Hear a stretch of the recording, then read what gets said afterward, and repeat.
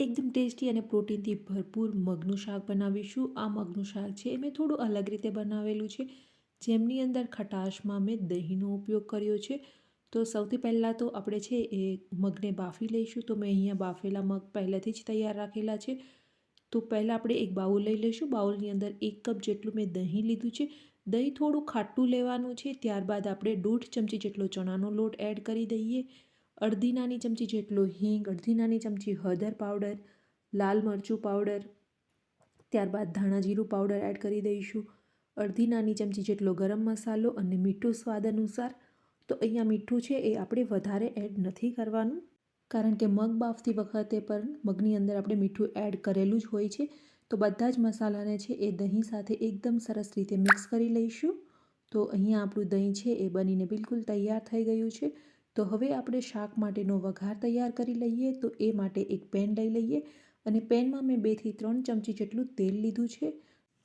તેલનું પ્રમાણ છે એ તમે તમારી જાતે ઓછું વધારે કરી શકો છો. ડાયટ માટે બનાવતા હોય આપણે તો અહીંયા તમે 1 ચમચીનો ઉપયોગ પણ કરી શકો છો. તેલ ગરમ થાય એટલે 1 ચમચી જીરું એડ કરી દઈશું.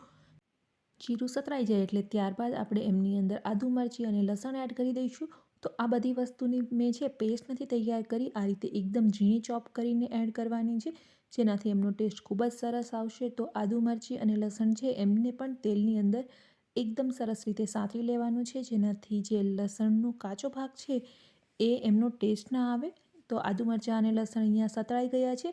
હવે અનિયન એડ કરી દઈશું. તો અનિયનને મેં પણ એકદમ ઝીણા ચોપ કરીને લીધા છે. લગભગ મીડિયમ સાઇઝનું એક અનિયન મેં અહીંયા લીધું છે. તો એકદમ ગોલ્ડન કલર ના થાય ત્યાં સુધી એમને પણ આપણે કૂક કરી લઈએ. તો આપણા અનિયન છે એ અહીંયા એકદમ સરસ રીતે કૂક થઈ ગયા છે, તમે જોઈ શકો છો, ટ્રાન્સપરન્ટ થઈ ગયા છે. તો હવે આપણે જે દહીંનો મસાલો તૈયાર કરીને રાખેલો હતો એમને એડ કરી દેવાનું છે.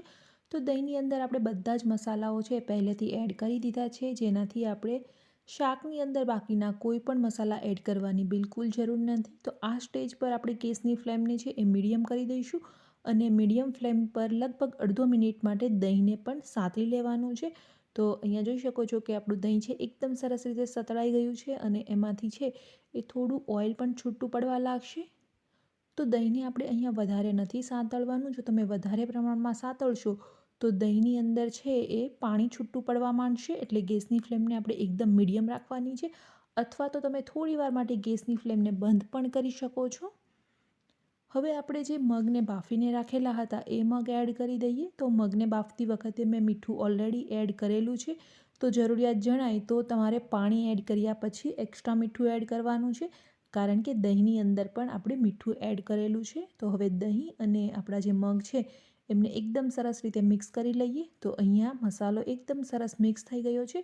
તો આ રીતે આપણે થોડી વચ્ચે જગ્યા કરી દેવાની છે અને 2 કપ જેટલું પાણી એડ કરી દઈશું. તો અહીંયા મેં અત્યારે છે એ નોર્મલ પાણી લીધું છે. તમે અહીંયા ગરમ પાણી પણ લઈ શકો છો. તો તમે ગરમ પાણી લેશો તો ગરમ પાણી એ છે એ જલ્દીથી તમારું શાક તૈયાર થઈ જશે. તો ઢાંકણ ઢાંકી અને લગભગ 5 થી 7 મિનિટ એમને કૂક થવા દઈશું. તો 5 થી 7 મિનિટની અંદર આપણું પાણી પણ ગરમ થઈ જશે અને આપણા મગ છે એમની જોડે મિક્સ કરી લેવાનું છે. હવે પાણી અને મગને મિક્સ કરી ફરીથી 5 થી 7 મિનિટ એમને કૂક થવા દઈશું. તો ટોટલ છે આપણે શાકને 15 થી 16 મિનિટ માટે કૂક કરવાનું છે અને ગેસની ફ્લેમને આપણે હાઈ ટુ મીડિયમ રાખીશું. તો જેટલું તમે શાકને છે એ એકદમ સરસ રીતે કૂક કરશો એટલો જ એનો ટેસ્ટ સરસ રીતે આવશે.